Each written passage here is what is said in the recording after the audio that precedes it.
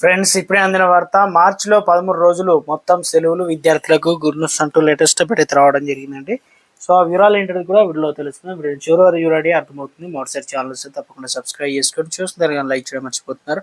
అట్లా లైక్ చేయండి. గరువులకి అయితే వెళ్ళిపోదామండి. మనం సాధారణంగా మార్చి నెల అంటే విద్యార్థులకు పరీక్షల కాలం అని చెప్పుకోవచ్చు అనమాట. 2026 మార్చి నెల రాగా ఈ నెలలో ఎన్ని సెలవులు ఉన్నాయనేది తెలుసుకుందాం. పాఠశాలలు కళాశాలకు ఈ నెలలో ఎన్ని సెలవులు వచ్చాయనేది తెలుసుకుంటే విద్యార్థులకు వారి తల్లిదండ్రులకు ప్రయోజనకరంగా ఉంటుంది. మార్చి 2026 సెలవుల క్యాలెండర్ పరిశీలిస్తే మొత్తం 13 రోజులు వస్తున్నాయన్నమాట. కళాశాలలు పాఠశాలకు అయితే దేశవ్యాప్తంగా భారీగా సెలవులు ఉన్నాయి. మార్చి నెల అనేది వచ్చేసింది కాబట్టి అతి ముఖ్యమైన పండుగలు పర్వదినాలు అయితే ఉన్నాయి. ఈ సెలవులో విద్యార్థులతో పాటు ఉద్యోగులు కూడా వస్తున్నాయి. ప్రభుత్వ కార్యాలయాలు బ్యాంకులకు ఈ సెలవులు అయితే వచ్చాయన్నమాట. హోలీ, ఉగాది, గుడ్ పడ్వా, ఏదైతే రంజాన్ పర్వదినం, మహావీర్ జయంతి, మహిళలు దినోత్సవం ముఖ్యమైన పండుగలు అయితే ఉన్నాయి. ఆయా రాష్ట్రాల్లో అయితే పండుగల సెలవులు అయితే ఉన్నాయి. వారాంతం సెలవులు 1, 8, 15, 22, 29 ఆదివారం సెలవులు ఉన్నాయి.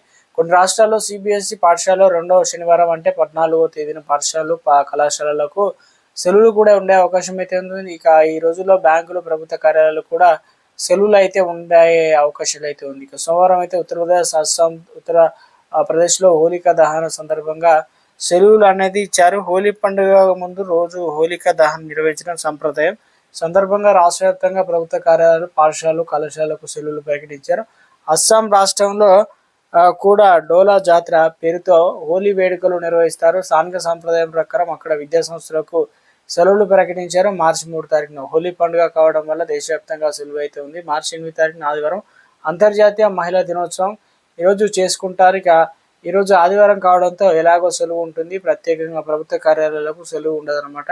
ఇక మహిళలకు ఈరోజు ప్రత్యేక సెలవు అయితే ఇస్తుంటారు. కానీ ఆదివారం సెలవు అనేది ఇక అవసరమైనది లేకుండా ఉంది. మార్చి 19 తారీఖు గురువారం తెలంగాణలో ఏపీతో సహా వివిధ రాష్ట్రాల్లో ఉగాది, గుడి పడ్వా, చైత్ర నవరాత్రి పేరిట పండుగలు చేసుకుంటారు. ఈ పండుగలకు ఆయా రాష్ట్రాల్లో సెలవు అయితే ఉంది. తెలంగాణ, ఏపీ, కర్ణాటక, మహారాష్ట్ర తదితర రాష్ట్రాల్లో పండుగలు చేసుకుంటారు. మార్చి 21 తారీఖున అంటే రంజాన్ పండుగ, ఈద్ అల్ ఫిత్ర్ అనగా ముస్లింల అతిపెద్ద పండుగ రంజాన్ అయితే పండుగ దేశవ్యాప్తంగా జరుపుకుంటారు. మార్చి 26 తారీఖున ఇక ఈ రోజున దేశవ్యాప్తంగా సెలవు ఉంటుంది. హిందువుల అతి పవిత్రమైన పండుగ ఇదనమాట. తెలంగాణతో పాటు ఏపీ సహా అన్ని రాష్ట్రాల్లో స్కూళ్ళు, కాలేజీలు, ప్రభుత్వ కార్యాలయాలకు సెలవు అయితే ఉంటుంది.